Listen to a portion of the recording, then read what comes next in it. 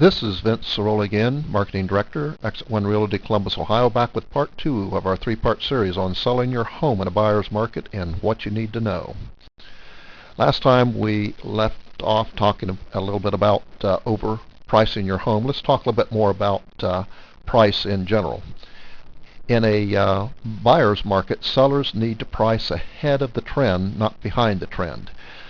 And again, as I mentioned in the first part of this series, I talked a little bit about velocity. What that means is if prices are heading in one direction or another and at a certain speed, you need to get out in front of that speed in order to sell your home.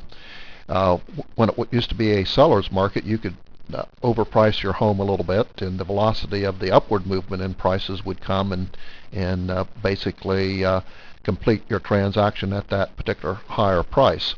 What happens in a falling market is if you price at yesterday's price, which could be last week's price, and the market has moved lower, you'll continue to see that market price fall, and then you'll continuously kind of chase that down, which in turn kind of extends days on market and many times adds to a price of a home that is lower than what would have initially been if you would have gotten those buyers in there much earlier. Again, what we're trying to do is to give everyone a little bit of truth about the market, talk about how there needs to be transparency and what to expect from your particular agent as far as that transparency is concerned. Where did they get the numbers and how did they arrive at their opinions, and accountability. Again, holding the agent's feet to the fire to do what they have said that they would do. Let's talk a little bit about showings here and creating a market for your home. And really, back to what we were talking about in the first part of this series, that homes are bought, which means that instead of going out there selling, the agent really needs to be out there marketing your home, and you, along with your agents, need to create the right environment for that to happen, and we'll talk a little bit more about that here in just a minute or two. But also, we need to pay buyer's agent. Now I'm not talking about your listing agent, so the person in there trying to list your home. I'm not saying you need to pay for that particular performance, although you should be paying for that performance, but not overly so. But a lot of times what we're seeing in a market like this, for the person that has that buyer out there, we need to incent that buyer, the buyer's agent, and so forth, for their particular performance. And I'll talk a little bit more about that here in just a minute.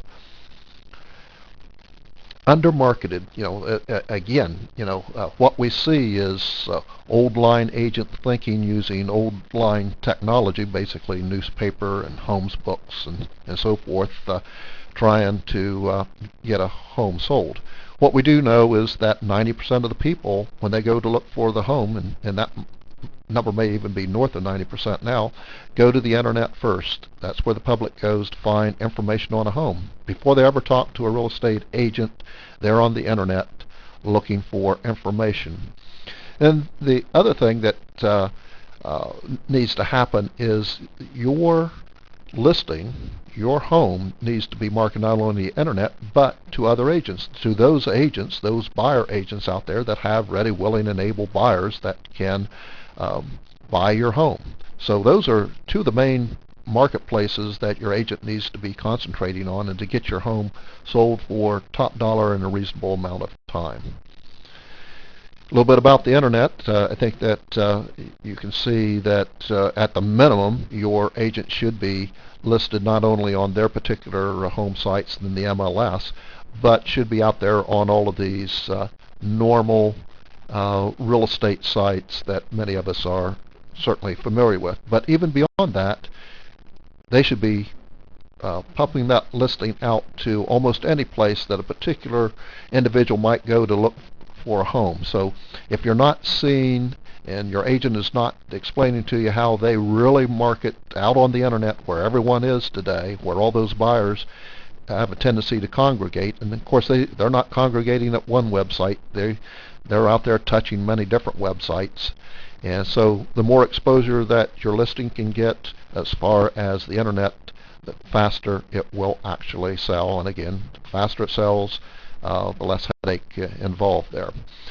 The second part is that we talked about those two things is this is the team that your agent should be assembling, because in all of these other real estate offices out there, there are certainly tons of buyer agents, and in turn they have a lot of buyers. So just don't leave it up, and the agent should not leave it up just to the internet. They should be in contact, exposing your home to all the other agents out there. So when that agent comes in and they say, well, I can sell your house because I know so many potential buyers out there, they only know a fraction of the buyers, because there's these hundreds, if not thousands, of agents that also have thousands of buyers that may be interested in your home. So if it sounds as though your agent thinks and is trying to persuade you to list with them because they have all these buyers that they know personally, it's not going to happen. Your home needs exposure to all the buyer agents and to all their particular clients. So don't be fooled. Again, truth and transparency and accountability is what we're talking about here. And that is the team that you should be really aiming at, is those active agents out there. Let me talk a little bit about being underwaged. Agents make less than most people think they're making. Half of the total commission actually goes in a transaction. Let's say there's 6%, and you got a buyer's agent and a seller's agent. Half of the commission that is earned, goes to the other side, and even that half that stays with the agent, a third of that goes back to the broker, a third goes to marketing, and a third basically is what the agent takes home. So if you think about the 3%, the agent is really getting just 1% of that 3%. So anytime that a agent is asked to give up a portion of their commission, let's say asked to reduce their commission from say 6 to 4, or from 6 to 5, and they're expected to give up 1%, that is really a 33% reduction in wages that you're talking about there.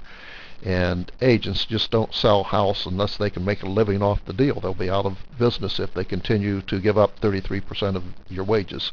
So, think about it this way, is that if your boss called you into his office and said, Joe, I want you to do this great job for me. This is very important, and if you do this great job for me, guess what? I am going to cut your wages by a third. How would you feel about working on that particular project? The same holds true for real estate agents. So you need to be careful on that underwaging. Make sure that the buyer agent is well compensated. That's the person on the other side, because they're the ones that has the buyer.